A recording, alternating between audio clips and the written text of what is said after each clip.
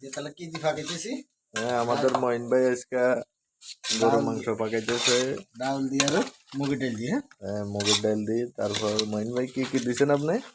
আমি দিছি হলুদ দিছি, মরিচ দিছি, মশলা দিছি, মিক্সার মশলা দিছি, গোলমরিচ গুঁড়া দিছি, জিরার গুঁড়া দিছি, কাঁচা মরিচ দিছি, টমেটো দিছি, আদা রসুন দিছি, পেঁয়াজ দিছি, টমেটো দিছি।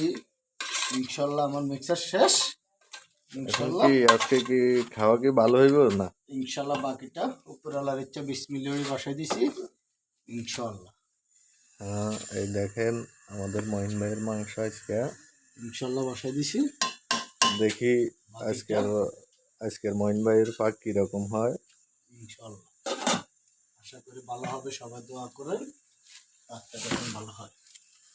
পাক না ভালো হলে রাজবাড়ি গালা করতেন। ওই সাথে